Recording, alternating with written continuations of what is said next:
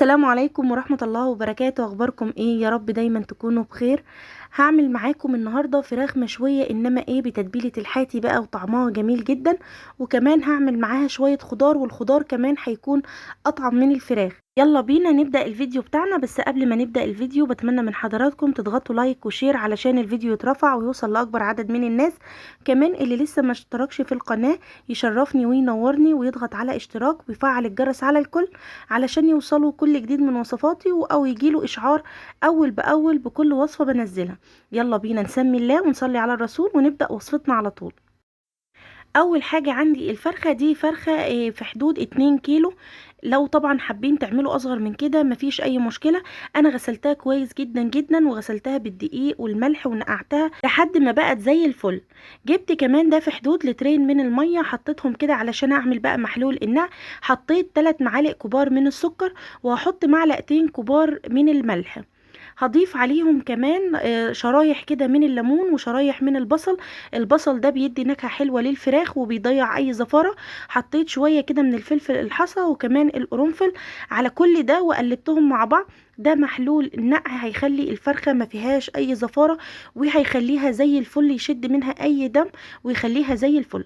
هنقع بقى فيها الفرخة لحد ما ايه، اجي استخدمها. يعني ممكن انقعها ساعة ساعتين اكتر من كده زي ما حضراتكم عايزين والوقت المتوفر عندكم. ولحد ما تتنقع الفرخة بتاعتنا هنعمل التتبيلة. انا جبت الكبة وهبدأ احط فيها بقى الخضار عبارة عن بصلاية كبيرة مقطعاها، كمان 3 فصوص من الثوم مهروسين، وهضيف عليهم كمان حبتين من الطماطم مقطعاهم طرنشات كده، وكمان جزراية صغيرة مقطعاهم حلقات. طبعا هنضيف كل ده في الكبة مش في الخلاط. وعلى فكرة الجزرة بتخلي طعم التتبيلة والفراخ مسكرة، هتعجبكم جدا لو جربتوها. ولو ما عندكيش الكبة ممكن تبشري كل ده او تضربيهم في الخلاط، بس قبل ما تضربي في الخلاط هتبشري الجزرة علشان الجزرة ما تبوظلكيش الخلاط بتاعك. خلاص انا فرمت كل التتبيلة دي فرم ناعم زي ما انتوا شايفينهم كده. هبدأ بقى اضيف عليهم التوابل. هحط عليهم بقى معلقة كبيرة من الملح، وكمان هحط عليهم معلقة كبيرة من دبس الرمان. دبس الرمان برضو بيدي تسكيرة كده وبيدي اللون للفراخ حلو قوي، بيخليها طعمها حلو جدا.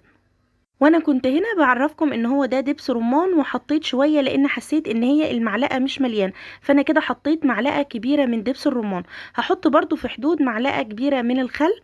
هضيف كمان عليهم بقى معلقة صغيرة من الجنزبيل. كمان هضيف عليهم معلقة صغيرة مليانة من الفلفل الاسود. هضيف كمان عليهم معلقة من الكزبرة الناشفة، بتدي طعم حلو قوي. وعندي هنا صوص الباربيكيو هحط برضو معلقة كبيرة، هتدي برضو للفراخ طعم حلو قوي مدخن كده. حطيت كمان بشر ليمونة، وبشر الليمون ده بيشيل اي زفارة في الفراخ وبيدي للفراخ نكهة حلوة قوي، ان شاء الله هتعجبكم. حطيت كمان عصير نص ليمونة. كل ده بقى وهخلطه مع بعض. واهم شيء ان احنا ندوق الخليط ده، ولو حسينا ان هو محتاج شوية من الملح هنضيف شوية من الملح. انا حطيت كمان مرقة دجاج فورية اللي هي بتاعة الخضار، ولو ما بتحبوهاش ممكن ما تحطوهاش خالص، مفيش مشكلة. ممكن تحطوا معلقة صغيرة من توابل الفراخ. هقلب كل المكونات دي مع بعضها. وخلاص الفرخة هيت عندي كانت، شوفوا زي الفل ازاي، كنت اتغسلت خلاص واتنقعت وبقت زي الفل زي ما انتوا شايفينها كده. وانا هنا كنت جبت المقص علشان يسهل عليا ان انا افتحها. فمن عندي سلسلة الظهر كده بدأت ان انا اقص كده لغاية الرقبة وافتح معايا الفرخة علشان بقى تتفتح معايا. جبت كمان السكينة ومن عند العظمة فتحتها نصين زي ما انتوا شايفينها. هجيب بقى السكينة وابدأ ان انا اشرح كل الفرخة، يعني من عند الورك كده لغاية العظم هشرح في كل حتة، من تحت العظم في كل حتة من اجزاء الفرخة هشرح فيها. انا عايزة التتبيلة لما احطها تشرب كل حاجة، يعني الفرخة كلها تتشرب. شايفين من عند الصدر برضو بشرح كده، ومن عند الورك من قدام، من كل حتة بشرح فيها. هجيب كمان السكينة وابدأ انغص كده في الفرخة كلها من فوق الجلد كده وتحت الجلد. خلاص التتبيلة عندي اهيت. جبت الفرخة بقى وهتبل فيها من كل حتة، من فوق الجلد ومن تحت الجلد ومن كل حاجة. لغاية ما الفرخة كل حتة تتبل فيها وكل حتة تتشربها. طبعا بقى الفرخة دي انا هسيبها ليلة كاملة، او ممكن لو مستعجلين عليها ممكن ساعتين 3، يعني على قد ما تقدري ان انت تسيبيها سيبيها، ده بيكون احسن. كمان اللحم بيتشرب كل التتبيلة دي وبتديكي نتيجة احسن بكتير. وبعد ما اتبلت الفرخة واخدت وقتها في التتبيل، هجيب بقى الصينية اللي هدخلها الفرن، هحط فيها شوية من الخضار. انا حطيت بقى شوية جزر مقطعاهم كده دواير سميكة شوية، وكمان البطاطس مقطعاها مربعات سميكة شوية علشان تستحمل ما تتهريش في الفرن. حطيت كمان بصلاية كبيرة مقطعاهم جوليان، وطماطم مقطعاها. كنت اخدت من التتبيلة قبل ما احط فيها الفراخ، اخدت كده في حدود معلقتين 3 من التتبيلة، علشان البطاطس والخضار اللي انا حطيتهم دولت يشربوا كمان من التتبيلة وياخدوا كمان من الطعم ده. بجد طعمهم كان روعة، وبجد لو جربتوه هيعجبكم جدا. وهحط بقى الفرخة على الخضار كده في الصينية، متخيلين ان كل طعم الفراخ دي هينزل كمان على الخضار ويديها طعم روعة. هحط كمان عليهم بقى معلقتين 3 من الزيت. انا ما كنتش حطيت اصلا في التتبيلة، فانا هحط دلوقتي معلقتين 3 من الزيت. كمان الناس اللي عاملين بقى دايت الوصفة دي هتعجبهم جدا.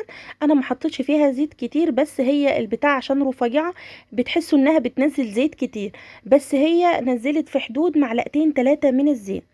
بعد ما حطيت بقى الزيت فيها هبدأ ان انا الفها، هحطها بعد كده في الفرن.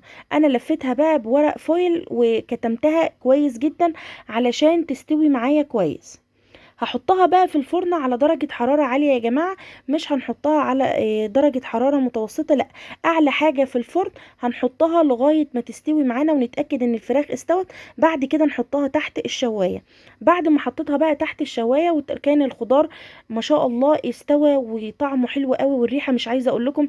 الليمون اللي احنا حطيناه مع بشر الليمون كان عاطي ريحة، مع كمان صوص الباربيكيو. واللي ما عندوش صوص باربيكيو يا جماعة طبعا تستغني عنه. انا هنا بعد طبعا ما استوت وطلعت، حطيت بقى فحمايه وغلفتها كويس جدا علشان تاخد كمان ريحه الفحم معاه. وكانت خلاص خلصت بعد ما طبعا ما شربت كل ريحه الفحم. حطيتها بقى لوحدها كده في طبق، وحطيت شويه من الكزبره الخضراء كنت مقطعاهم كده علشان خلاص كنت بغرف باقي الغدا. عملت معاها كمان شويه من الرز بشعريه، ممكن طبعا تاكلوها بعيش، هي جميله قوي. حطيت بقى شايفين الخضار اللي هو كان تحتها عامل ازاي، ما تهراش معايا، كان طعمه رهيب والله، طعمه رهيب جدا. لان كل طعم الفرخه نازله فيه، كمان التتبيله اللي حطيناها من الفرخه تبلت الخضار، كان بجد بجد طعمه رهيب وجميل جدا. جربوها ان شاء الله تعجبكم. وشايفين الفراخ دايبه كده ولونها ابيض زي الفل، غير طعمها شاربه من التتبيله، وريحه طبعا صوص الباربيكيو فيها والجزر عطيها تسكيره جميله جدا جدا. دي كانت وصفتنا النهارده، يا رب تعجبكم ويا رب تنال اعجابكم. ولو عجبتكم بتمنى من حضراتكم اضغطوا لايك، علشان اللايك يرفع الفيديو ويرفع الوصفه وتتشاف لاكبر عدد من الناس. كمان بتمنى من حضراتكم اللي لسه مشتركش في القناه فضلا وليس امرا يضغط على اشتراك ويفعل الجرس على الكل علشان يوصله كل جديد من وصفاتي. والسلام عليكم ورحمه الله وبركاته.